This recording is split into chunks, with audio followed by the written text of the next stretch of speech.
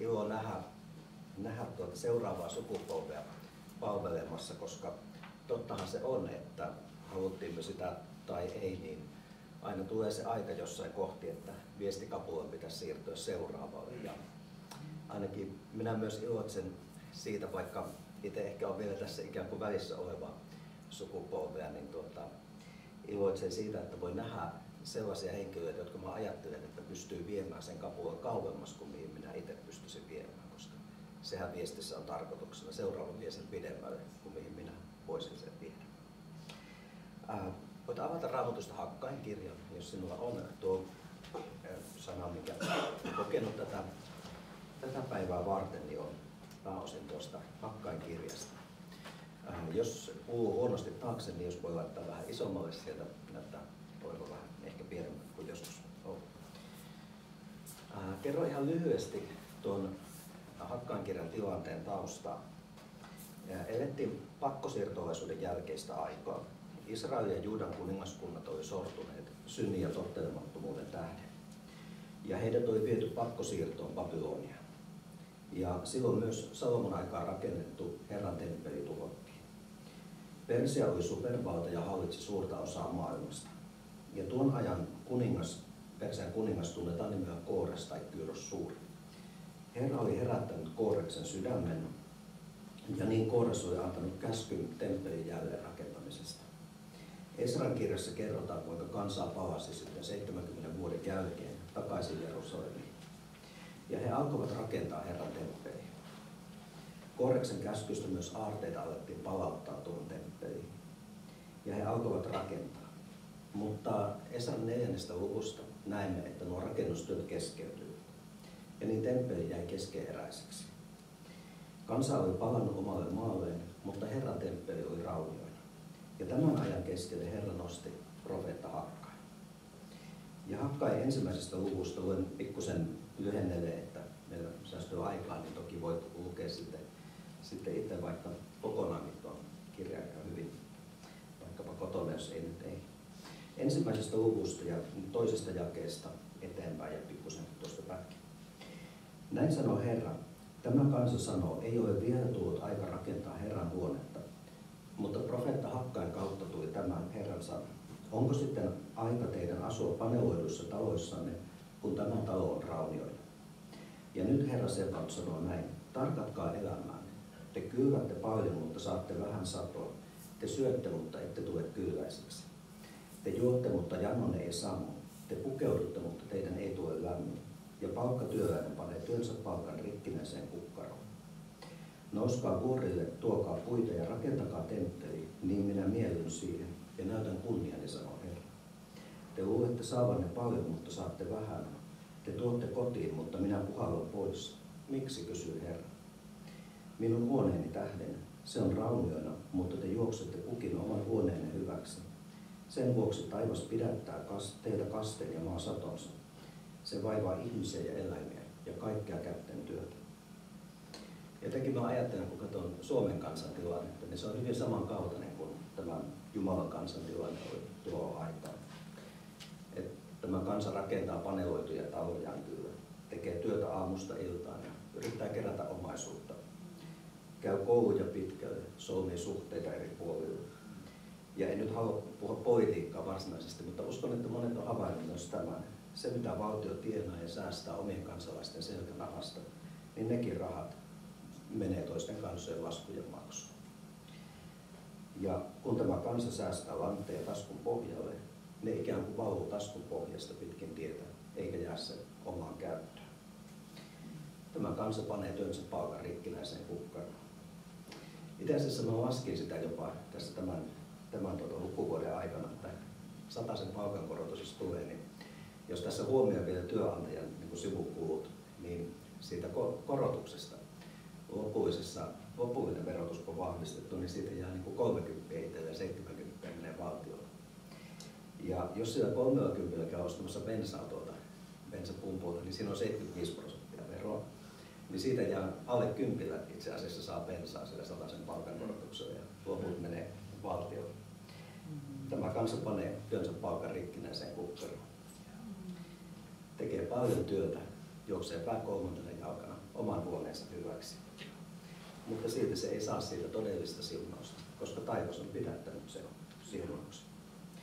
Ja se vaivaa kaikkia kansankäärten työtä. Nuorisoon panostetaan tänä päivänä enemmän kuin koskaan. Sen näkee tuolla koulumaailmassa ja on nuorisotyöntekijöitä eri puolilla, mikä on sinänsä hyvä asia. Mutta silti nuoriso voi huonommin kuin koskaan. Terveydenhuolto maksaa enemmän kuin koskaan. Mutta silti hoitoa on vaikeampi ja vaikeampi saada. Taivas on pidättänyt kansalle siunauksen. Miksi? Koska tämä kansan hengellinen temppeli on raunioilla. Kansa on unohtanut Jumalansa. On unohtanut Jumalan käskyt, jotka hän antoi rakkaudessaan. Ja on unohtanut Jumalan rakkauden tätä kansaa kohtaan. Se ehkä asuu paneloidussa talossa ja juoksee oman huoneensa asioiden perässä. Mutta samaan aikaan tämä kansa sanoo, ei ole vielä tullut aika rakentaa Herran huonetta. Ja siksi tämän kansan hengellinen temppeli on autioitunut ja se on jäänyt rauniokasaksi. Ja joskus meidän hengellinen elämä voi myöskin olla samankaltaisessa tilanteessa. Ennen kuin muutimme tänne, oikeastaan vain vähän ennen, niin en ollut ollenkaan varma, mihin suuntaan Herra oli johtamassa. Ja silloin ajattelin vielä, että no haluan jättää kuitenkin jonkunlaisen siunauksen vielä, vaikka viimeisen kerran sitten tälle paikkakunnalle. Ja kysyin luvan kaupungilta ja pari ystävän kanssa menin sitten torille hyvin yksinkertaisella suunnitelmalla, että mikki ja kaiutin ja pari ystävää. Ja me saatiin julistaa evankeliumin ihmeiden Iisalmen kyltien alla, mikä on toki ihan osuva. Lähellä istui nuori pariskunta ja kävin jututtamassa heitä tämän jälkeen ja kyselin, että mitä he ajattelevat näistä asioista. Muistan tuon keskusteltiin hyvin kohteliaasti, ei siinä mitään. Ja he vastasivat, että olemme vielä niin nuoria, että ei ole nyt aikaa ajatella taivasasioita, ei ole vielä aikaa ajatella Jeesusta, ja sitten vanhana ehkä. Ja voi kuinka surullista mä ajattelin, koska tämä vastaus särki Jeesuksen sydämen. Hän olisi vaan odottanut myös heidän kohdallaan, että olisi voinut tuoda siunauksen heidän elämäänsä. Mutta heillä ei ole aikaa Jeesuksen. Omalla tavallaan he sanoivat, ei ole vielä tullut aika rakentaa Herran huonetta. Matteus 23:37 Jeesus sanoo, kuinka usein olenkaan halunnut koota yhteen sinun lapsesi, niin kuin kanaemo kokoaa poikasensa siipiensä suojaan. Mutta te ette tahtoneet tulla. Ja niin heidän ja Jeesuksen välille jäi tuo syvä, ylittämätön kuilu. Aivan turhaan, koska Herra vain odotti heidän vastaustaan. Harrastuksessa tai palkkatyössä ei ole mitään pahaa, niitä molempia tarvitaan. Mutta kuinka monen elämässä on käynyt kuitenkin näin? Ehkä nuorena opiskelijat tapaat ystäviä, luet harrastuksissa, rakennat inhimillistä elämää ja sanot, että ei ole vielä aika rakentaa Herran huonetta. Sitten etsitään puolisoa, kuljetaan palkkatöissä ja sitten taas sanot, ei ole vielä aika rakentaa sydämeni temppeliä. Eikä aikaa ole vasta vain naimisiin menneellä parilla. Ei ole aikaa sitten, kun lapset syntyvät. Ja tulee talon rakentamisen aika. Voit rakentaa kotia perheellesi. Käyt läpi lautapinoa. Ja vain parhaat laudat tietysti kelpaa omaan kotiin. Eristeet ja lämmitysjärjestelmä valitaan huolella. Ja rouvalle keittiön parhaat kaakeet. Paneeloit ehkä talosi hienoimmilla paneeleilla. Mutta sydämesi temppelille, oliko sille koskaan aikaa? Ehkä et ehtinyt etsiä Herran kasvoja, kääntyä pahoilta teiltäsi, laittaa asioita kuntoon Herran kanssa. Ehkä sanoit sydämessäsi, ei ole vielä tullut aika rakentaa Herran huonetta. Tai ehkä et sanonut mitään, mutta pikkuhiljaa vaan etäännyit hänestä, kun jäit näihin askareisiin. Ja Herra kuitenkin aina kulki sydämesi ovella, välillä kolkutellen. Koskaan vain ei ollut tarpeeksi aikaa, ja niin etäännyit hänestä, asuen paneloidussa talossasi, mutta hengellinen temppelisi jäi rauniokasaksi. Ajat muuttuvat, mutta jotkut asiat eivät koskaan muutu. Tämä ei ole ainoastaan nykyajan ilmiö. Luukas 14 ja jakeesta 15 eteenpäin. Eräs pöytävieraista sanoi Jeesukselle, autua se, joka saa aterioida Jumalan valtakunnassa. Ja Jeesus sanoi hänelle, Eräs mies järjesti suuret pidot ja kutsui paljon vieraita. Kun juhlien oli määrä alkaa, hän lähetti palvelijansa sanomaan kutsutuille, tulkaa sillä kaikki on jo valmiina. Mutta he rupesivat estelemään yksi toisensa jälkeen. Ensimmäinen sanoi, ostin pellon ja minun täytyy mennä katselemaan sitä. Pidä minua estyneen. Toinen sanoi, ostin 5 härkäparia ja olen menossa kokeilemaan niitä. Pidä minua estyneen. Vielä eräs sanoi, menin juuri naimisiin, enkä siksi voi tulla. Heillä oli kaikilla mielessä jotain muuta. Ehkä he eivät sanoneet, että juhlat ei olisi tärkeitä. Pöytävieraskin sanoi, että ylionnellinen, joka saa aterialla Jumalan valtakunnassa. Uskon, että monikin suomalainen on siunannut itseään sydämessään ja sanonut, että ylionnellinen se, joka saa aterialla Jumalan valtakunnassa. Mutta silti vuodesta toiseen hänellä on ollut kaikkea muuta tekemistä. Elämän Herra on koukutellut sydämen ovella, kutsunut mukaan juhlille, mutta kerta toisensa jälkeen ehkä olet sanonut hänelle, pidä minua estyneen. Ehkä et koskaan sanonut tai uskaltanut ajatella, ettei tuo juhla olisi tärkeä, pidot Jumalan valtakunnassa. Mutta joskus vaan käy niin, muut asiat tuntuvat vielä tärkeämmiltä. Koska lopulta ne asiat, joihin käytämme aikamme, osoittavat, mikä on meille tärkeää. Missä on aarteesi, siellä on sydämessä. Ja samalla, kun sanomme, ei ole vielä tullut aika rakentaa Jumalan huonetta sydämessäni, toiset käyvät tuosta samasta ovesta sisään. Jakeesta 21 eteenpäin. Palvelija palasi ja ilmoitti tämän Herralle. Silloin isäntä vihastui ja sanoi palvelijalle, mene kiireesti kaupungin kaduille ja kujille ja tuu tänne köyhät, raajarikot, sokeat ja rammat. Palvelija sanoi, Herra, se mitä käskyt on tehty, mutta vielä on tilaa. Silloin Herra sanoi palvelijalle, mene teille ja syrjäkujille ja pakota ihmisiä tulemaan, jotta talouden täyttyisi. Minä sanon teille, ettei yksikään niistä miehistä, jotka oli kutsuttu, pääse maistamaan minun illallista. Ja niin surullista kuin se onkin, niin lopulta monelle käy myös näin, että he eivät pääse maistamaan taivaan juhlaateriaa. Sillä koskaan ei ole tarpeeksi aikaa rakentaa Herran huonetta. Kun kuulet Jumalan kutsun, tiedät, että on mahdollisuus pelastua. Jeesus valmisti tien taivaaseen sinua varten. Siksi hän tuli maan päälle. Hän kantoi ristillä kaikkia syntejäsi. Hän kuoli sen kuoleman, joka olisi kuulunut sinulle, että sinä saisit elää. Ennen Jeesusta Jumalan kirkkaus ilmestyi temppelissä vain paksun väliverhon takana. Sinne ei voinut ihminen mennä. Ainoastaan pappi sai mennä sinne kerran vuodessa erityisten pyhitysmenojen jälkeen. Näin Jumala osoitti, että tietä taivaaseen ei ollut avattu ennen Jeesusta. Mutta kun Jeesus kuoli ristillä, samalla hetkellä tuo väliverho repesi kahtia. Ja niin Jumala osoitti, että Jeesuksen veri avaa tien taivaaseen. Tuo tie on valmis sinulle, jos uskot Jumalan ainoan pojan, Jeesuksen nimeen. Jos annat sydämesi temppelin hänen haltuunsa, hän astuu sinne sisälle ja hän alkaa rakentaa kanssasi yhdessä tuota temppeliä, Herra. Valinta on kuitenkin meidän. Vastaammeko tuohon kutsuun? Kyllä Jeesus. Tule sydämeni asumaan. Annan sydämeni sinulle. Tule rakentamaan temppeliä kanssani. Vai jätämmekö vastaamatta? Valinta on yksin meidän. Emme tiedä, kuinka paljon aikaa meillä on maan päällä, mutta vaikka olisikin, ajattelen, että on aika rohkea veto sanoa, että minä sitten myöhemmin joskus vanhoilla päivillä niin alan rakentaa sydämeni huonetta Herralle. Koska loppujen lopuksi, vaikka aikaa meillä olisi, niin emmehän me itse voi itsemme pelastaa. Jeesus sanoi, ei kukaan voi tulla minun luokseni, jos ei Isä häntä vedä. Ja jos tänään paadutamme sydämemme, emme me voi itseämme paatumuksen unesta enää edes herättää. Mutta Jumala ei tahdo sitä sinua, vaan hänellä on tarjolla jotain parempaa, sillä hän tahtoisi sinut mukaan juhlilleen taivaaseen.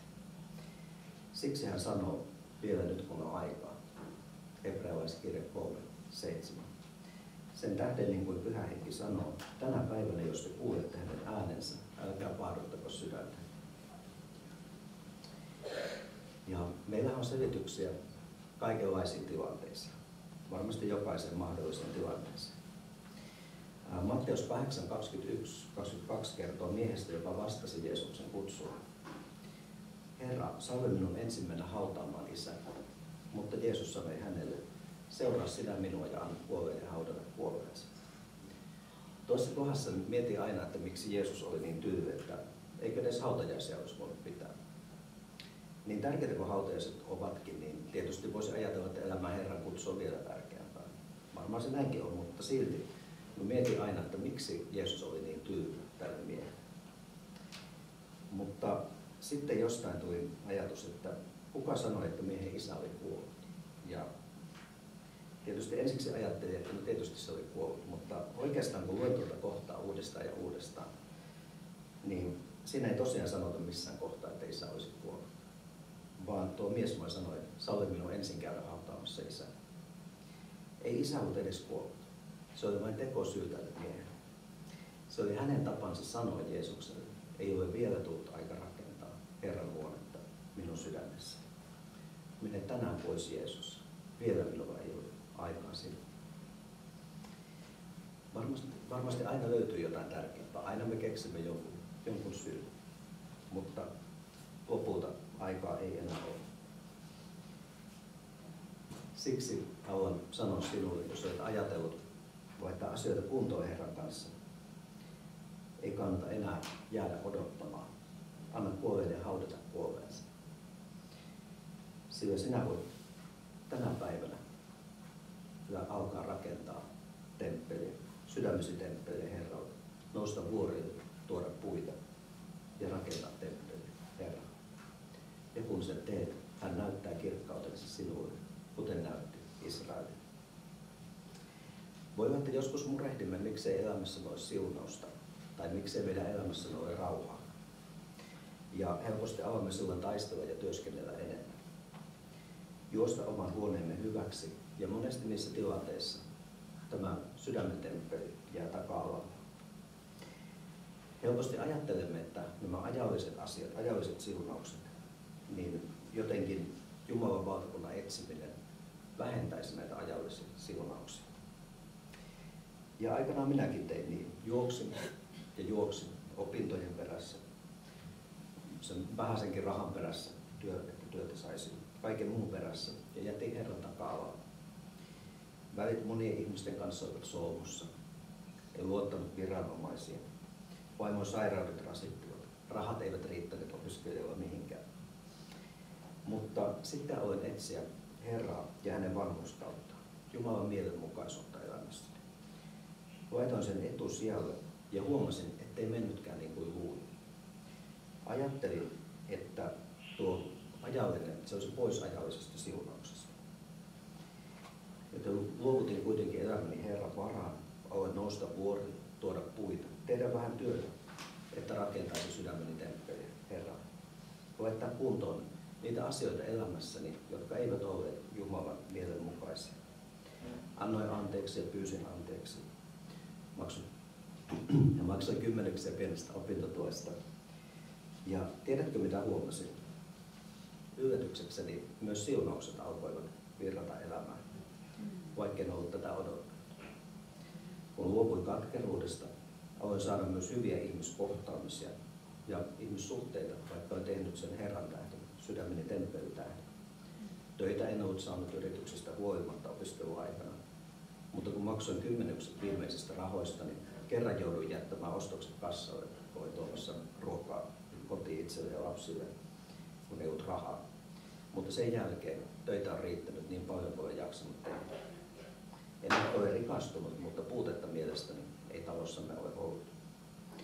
Kaikki oikeasti tarpeellinen on saatu, ja varmaan näin suomalaisen enemmänkin.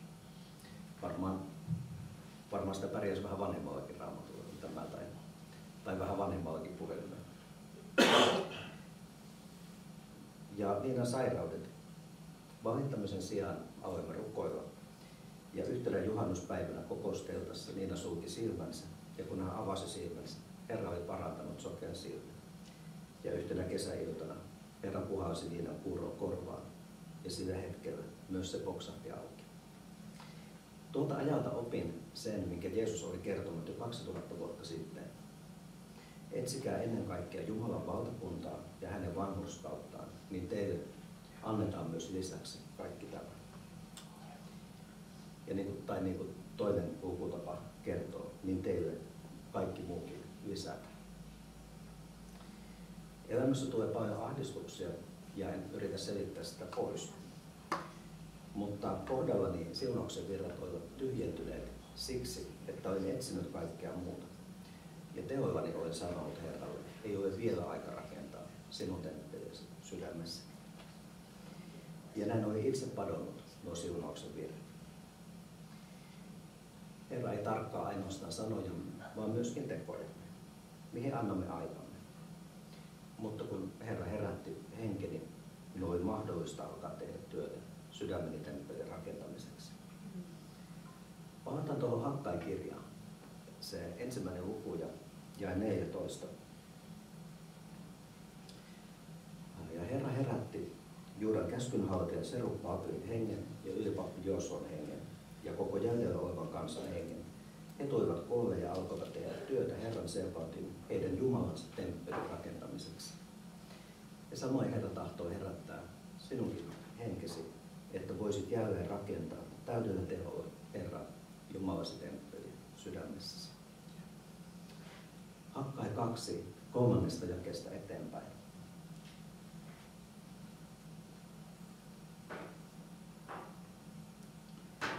Sitten kun rakennustyöt olivat vähän edenneet, he totesivat, kuka teidän joukossanne on jäljellä niistä, jotka näkivät tämän temppelin entisessä kunniassaan? Miltä se näyttää teistä nyt? Eikö se ole tyhjänveroinen teidän silmissänne? Tuo sana kunniassa toinen käännös olisi kirkkaudessa. Jos olet alkanut rakentaa sydämesi temppeliä uudestaan, ikään kuin pyrkinyt palaamaan siihen, missä joskus olit, voi olla, että tulet tähän tilanteeseen. Muistelet, kuinka kauniilta se silloin joskus näytti, ehkä vuosia sitten. Silloin, kun teit uskon ratkaisun, kun lähdit iloiten seuraamaan häntä. Mutta sen jälkeen ehkä lankesit, tai ehkä vain etäännyt hänestä. Ehkä tuona aikana elit aikasi paatumuksessakin. Paatunut ei osaa murehtia sydämensä temppelin tilaa. Ei edes silloin, vaikka kaikki muurit olisivat sortuneet ja linnut lentelisivät pitkin temppeliä. Mutta sitten olet tehnyt paluuta takaisin, alkanut nousta vuorille, kantaa puita ja rakentaa jälleen sydämesi temppeli. Ja silloin tässä hetkessä saatat huomata sen, minkä hekin huomasivat, sydämesi temppelin tila. Sen kirkkaus ei ole enää samanlainen kuin se oli ennen. Huonoja ja pahoja tapojakin on tullut tilalle. Ärtymys voi olla siellä, missä oli rauha. Ja tuo temppeli saattaa näyttää tyhjänveroiselta silmissäsi. Ehkä monenlaiset himotkin vetelevät naruista nyt eri suuntiin. Mutta oikeastaan on hyvä huomata, jos murehdit sydämesi temppelin tilaa, se jo kertoo hyvää sinun sydämesi tilasta. Sillä se kertoo sen, että enää et ole paatumuksessa. Nyt hän on avannut silmäsi, hän on herättänyt henkesi niin, että voit tänään murehtia sydämesi temppelin tilaa. Mutta vaikka tuo temppeli näyttäisi nyt tyhjänveroiselta, jopa tyhjänveroiselta silmissäsi, huomaa, että tärkeintä ei ole sen tila tänään, vaan tärkeintä on sen suunta. Nyt kun olet alkanut rakentaa, Herra tahtoo sanoa sinulle, saman kuin hän sanoi heille, kun he alkoivat rakentaa. Jatketaan jakeesta 4. Mutta nyt ole luja, Serubbaabel sanoo Herra, ole luja Joosua, ylimmäinen pappi, ole lujaamaan koko kansa, sanoo Herra, ja tehkää työtä, sillä minä olen teidän kanssanne, sanoo Herra. Minun henkeni pysyy teidän keskellänne, älkää pelätkö, sillä näin sanoo Herra Sebaot. Vielä vähän aikaa ja minä järisytän taivaat ja maan, meren ja mantereen. Minä panen kaikki kansat vapisemaan, kaikkien kansojen kauveudet tulevat tänne, ja minä täytän tämän huoneen kunnialla, sanoo Herra Sebaot. Ole luja ja tee työtä sydämesi temppeli hyväksi. Nouse vuorille, hae puita ja jatka rakentamista. Sillä hän on luvannut tämän. Hän on sinun kanssasi. Hänen henkensä pysyy sinun keskelläsi. Siksi älä siis pelkää, vaan jatka rakentamista. Herra, joka voimallaan järisyttää taivaat ja maan, meren ja mantereen. Hän on sinun kanssasi ja hänen voimansa on sinun kanssasi. Kun hän on jälleen astunut sydämesi temppelin valtiaksi, hän vaikuttaa sydämesi temppelissä voimalla, sillä samalla voimalla, jolla hän laittaa kansatkin vapisemaan. Ja aarteet, jotka kerran menetit, Kristuksen mieli ja rauha sisälläsi, hänen ilonsa ja voimansa, armolahjansa ja palvelustehtävänsäkin. Kuin vaan jaksat rakentaa sydämesi temppeliä, kaikki nuo kalleudet palaavat jälleen sydämesi temppeliin. Ja hän täyttää sydämesi huoneen jälleen kunnialla, taivaallisella kirkkaudella. Ja jos mietit, voiko temppelisi enää nousta tuon vanhan sydämesi temppelin tasolle, katso mitä Herra sanoo sinun sydämesi temppelistä, jakeessa 9. Tämän temppelin myöhempi kirkkaus on oleva suurempi kuin aikaisemmin, sanoo Herra Sebaot. Tässä paikassa minä annan vallita rauhan. Vielä ei ole myöhäistä sinulle, eikä vielä ole myöhäistä palvelustyöllesi. Vielä ei ole myöhäistä kutsumuksesi täyttymiselle, sillä näin sanoo Herra. Tämän temppelin myöhempi kirkkaus on oleva suurempi kuin ensimmäinen. Ja kaiken tuon päälle hän antaa sinun sydämessäsi vallita rauhan. Kuka haluaa tänä päivänä sanoa Herralle, minä tahdon rakentaa sydämeni temppeliä sinulle?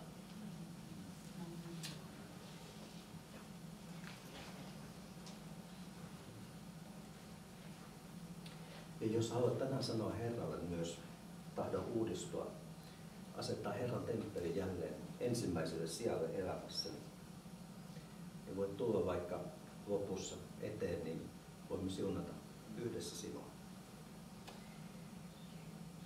ja rukoilla kanssasi. Ja jos on muita rukousaiheita, niin varmasti Taisto voi pyytää sitten sopivalla hetkellä tähän eteen. Mutta rukoillaanko